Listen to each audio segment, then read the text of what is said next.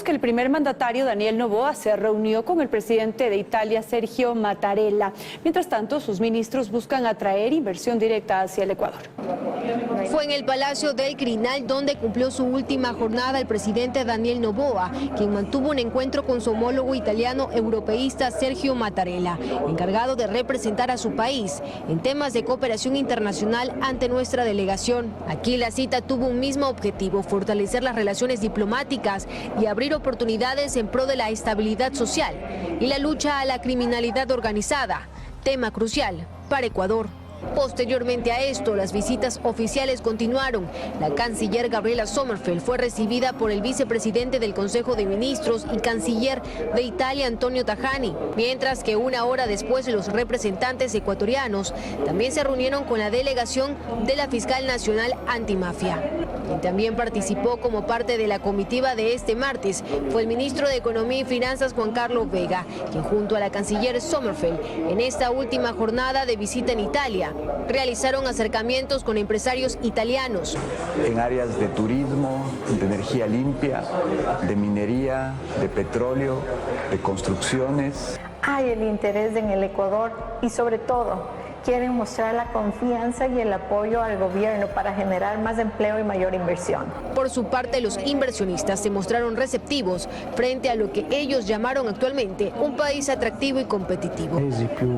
Ecuador es uno de los países más importantes desde el punto de vista de la inversión. En la actualidad, también hay estabilidad política.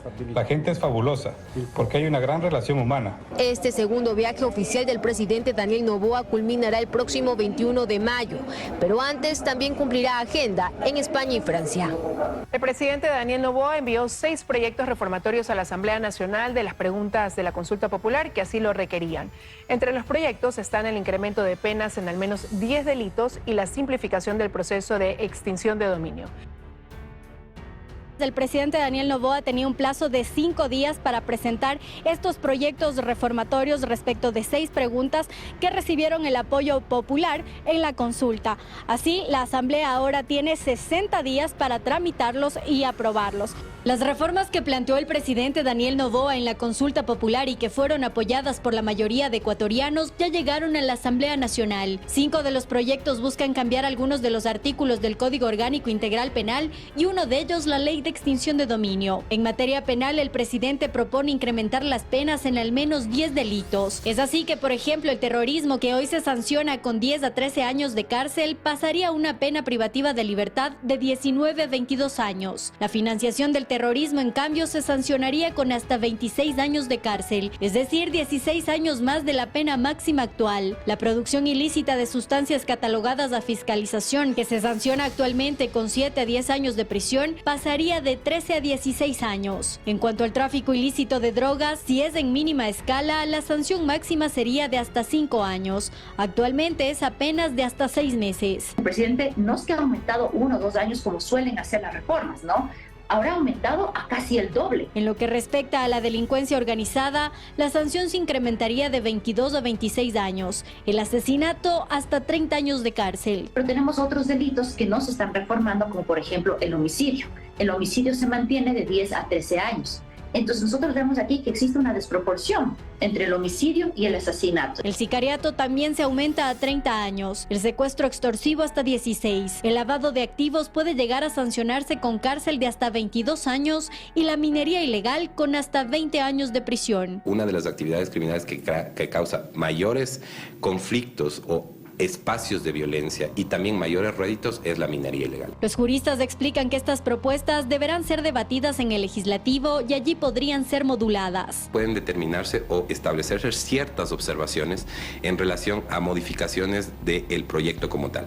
Decir no puede, pero sí poder establecer matices o bemoles en referencia a lo que propone justamente el presidente a través de sus proyectos. También el presidente presentó el proyecto reformatorio para tipificar un nuevo delito, que es el ilegal de tenencia y porte de armas de uso exclusivo de las Fuerzas Armadas o la Policía Nacional. Ya estaba tipificado, pero en todo caso el presidente manda un nuevo tipo penal, el 360.1, y aumenta las penas. Otra de las reformas dispone que todas las armas, partes o piezas, explosivos, municiones o accesorios que se encuentren en cadena de custodia a la fecha de expedición de la ley pasarán al uso inmediato de la Policía Nacional y Fuerzas Armadas. Para esto, la Fiscalía tendrá un plazo de 3 meses. Les contamos que el caso León de Troya no ha quedado en impunidad según la Fiscalía. Su titular sostiene que varios elementos de esa investigación fueron incorporados al caso Encuentro, cuya audiencia preparatoria de juicio será a finales del mes de junio.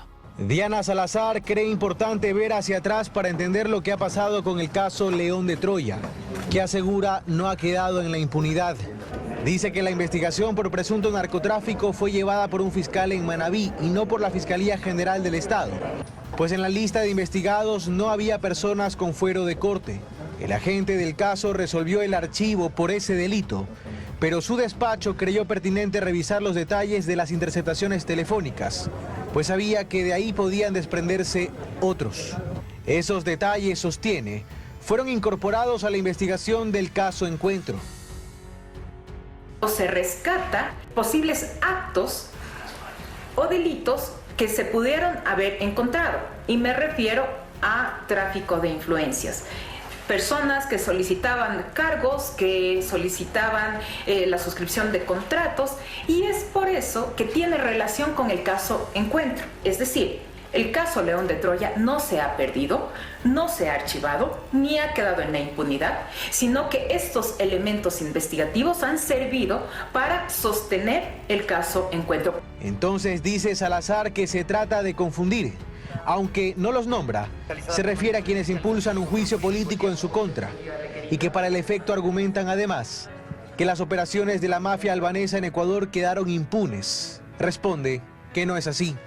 Porque se han presentado cargos en relación con el operativo denominada La Pampa, que tiene relación con una investigación transnacional en conjunto con España y Ecuador. Y se refirió al trabajo de algunos medios de comunicación en investigaciones que ha llevado. Los tiempos de los medios de comunicación son distintos a los tiempos judiciales, son distintos a los tiempos de investigación. Y cuando se presenta una noticia señalando a ciertos actores como responsables, incluso están generando que estas personas se pongan a buen recaudo y huyan. Lo que pasó en el caso de Hernán Luque Lecaro. Es parte de otro fragmento de una entrevista publicada en sus redes bajo el título Nada más que la verdad. El video fue colgado horas después de su comparecencia en la Comisión de Fiscalización de la Asamblea y al mismo tiempo en el que la Fiscalía publicó otras conversaciones periciadas sobre el caso Encuentro, cuya audiencia preparatoria de juicio será a finales de junio. En la Asamblea Nacional ya se analiza la posibilidad de sancionar a Pamela Aguirre por permitir que Ronnie Aliaga se conecte en la Comisión de Fiscalización mientras comparecía la fiscal. Algunos legisladores hablan incluso de procesos penales. El presidente de la Asamblea ha confirmado que Pamela Aguirre podría ser sancionada por permitir que Ronnie Aliaga se conecte ayer en la sesión de la Comisión de Fiscalización mientras comparecía la fiscal Diana Salazar por el caso León de Troya. Según Cronfle, se analiza la posibilidad, algo en lo que coinciden el resto de bancadas, pues aseguran que tiene que sentarse un precedente para evitar que lo mismo ocurra durante el juicio político.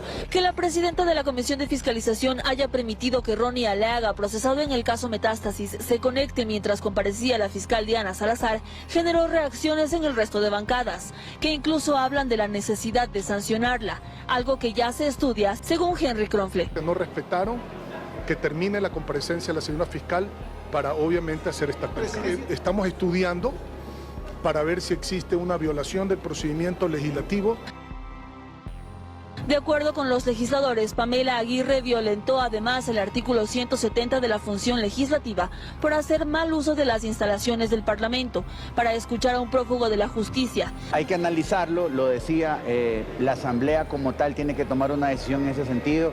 ¿Y a partir de qué? De que tenemos que sentar precedentes para que los procesos de fiscalización no sean un circo, para que sean responsables y verdaderamente sirvan para algo.